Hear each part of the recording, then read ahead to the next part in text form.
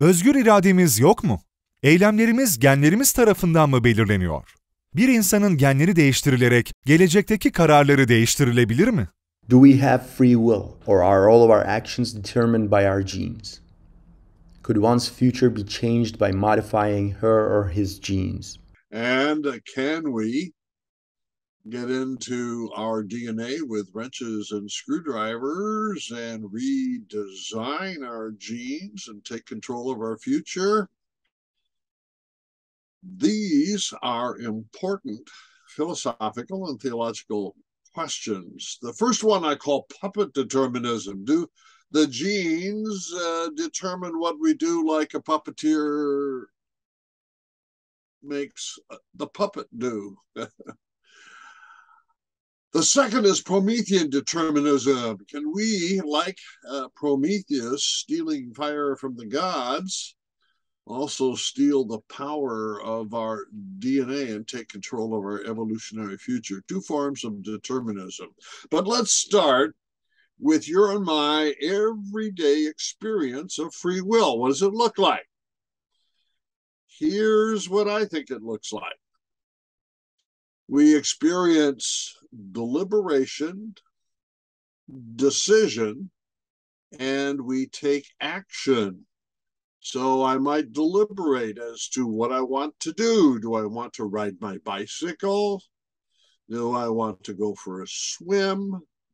Do I want to eat a pizza? So I deliberate in my mind, then I decide I'm going to ride my bicycle. I'm not going swimming. I'm not going to eat a pizza. I'm going to ride my bicycle. So then I take action. I get on my bicycle and I go for a ride. I think that's how you and I experience free will. Now, do we give that up because of our genome, because of our genetic makeup? No. It is the genes that give us freedom. They don't take freedom away.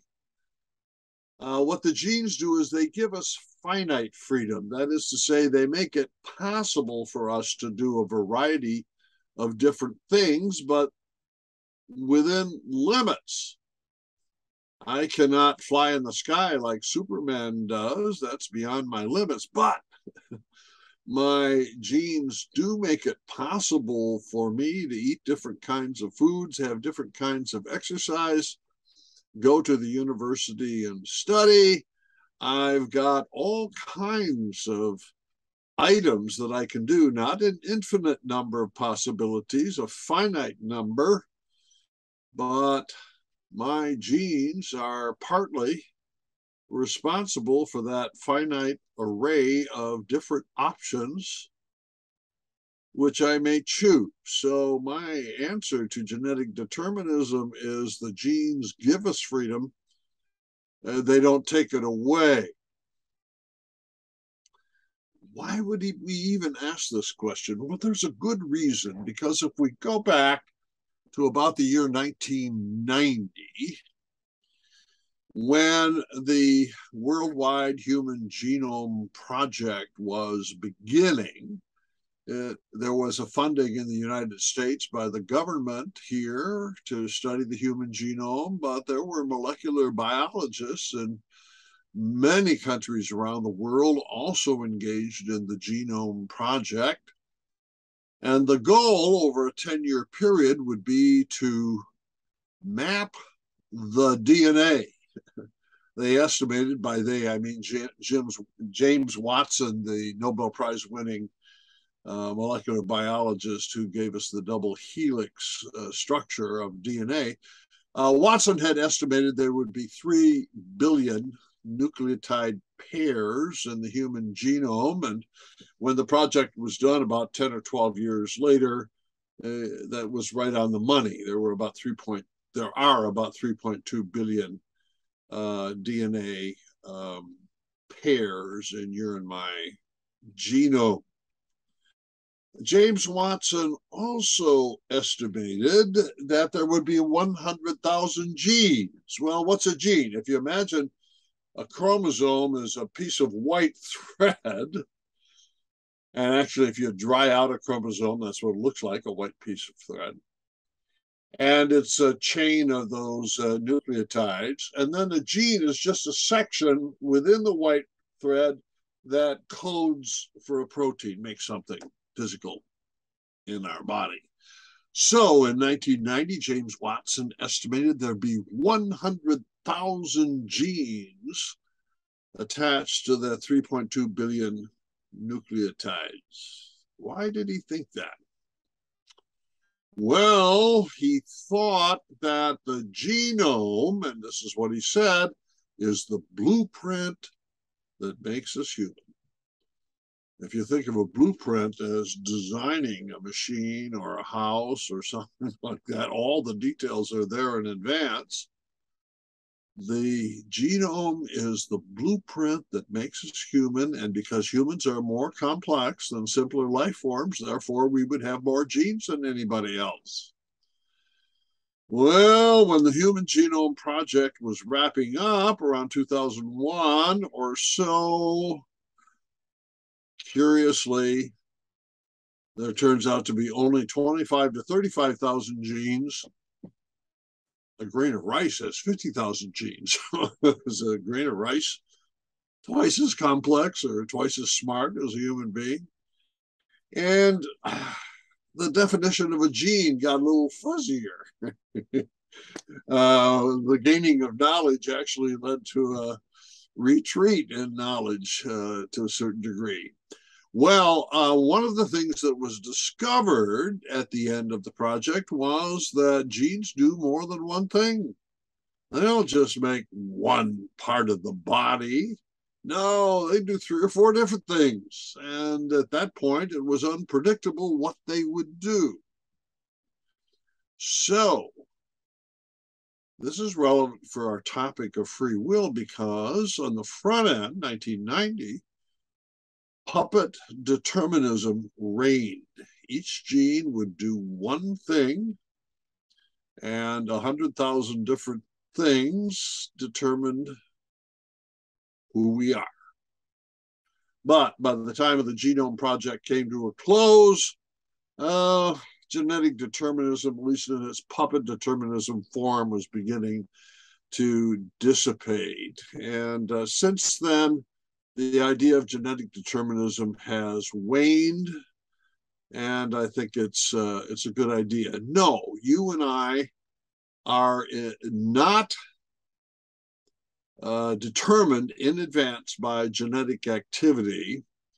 Rather, genetic activity gives us an array of options from which we can choose, and continued genetic research does not threaten the whole idea of free will, at least by and large. Now, there's something else to think about here when we try to understand human free will, and that is whether or not a self exists. If you and I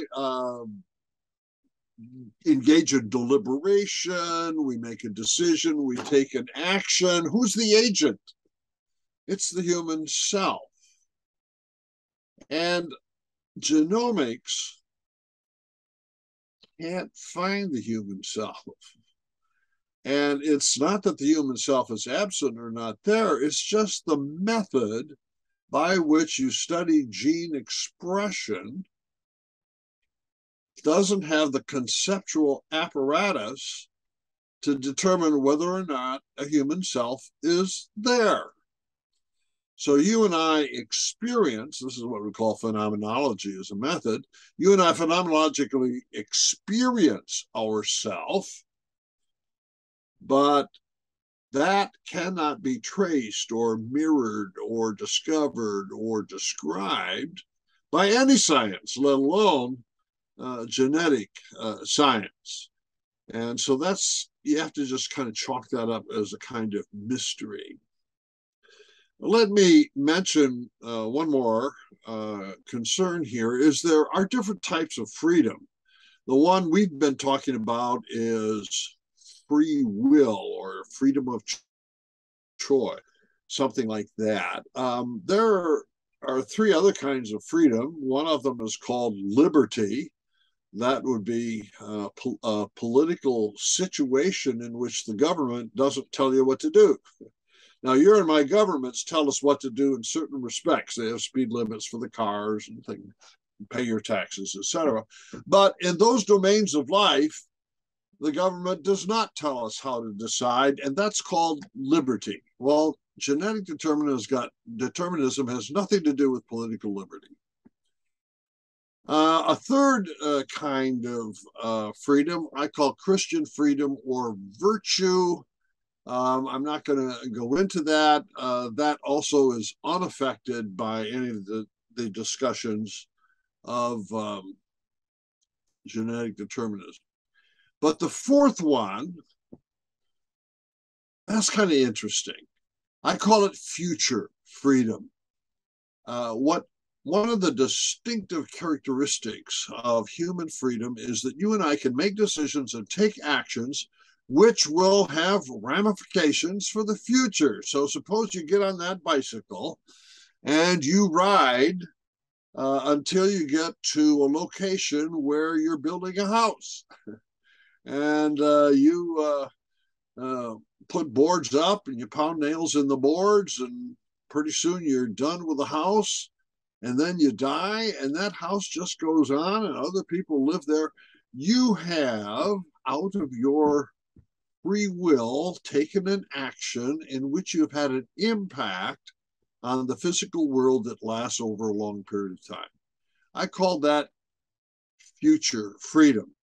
And that second form of genetic determinism that I had mentioned, Promethean determinism, is a form of future freedom. Can we ask our scientists to get into our DNA with wrenches and screwdrivers, alter the genes, and thereby retrack the future of human evolution?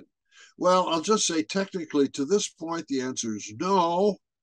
This has not been done, but for the last 10 years or so, we've had a new gene editing technology called CRISPR, which seems to be quite effective. In fact, in laboratories now, CRISPR gene editors are quite successful at removing genes, inserting genes, altering genes, and things like that. But we have not yet taken control of the future evolution of the human race because there's not enough knowledge yet in our knowledge bank regarding what it is that genes do. So is it possible that the Prometheans in our laboratories will actually have an influence on the future evolution of the human race? I think it's possible. We're not there yet. But in the meantime, I think you can sleep soundly each night and tell your genes to just be quiet because you've decided you're going to take a nap.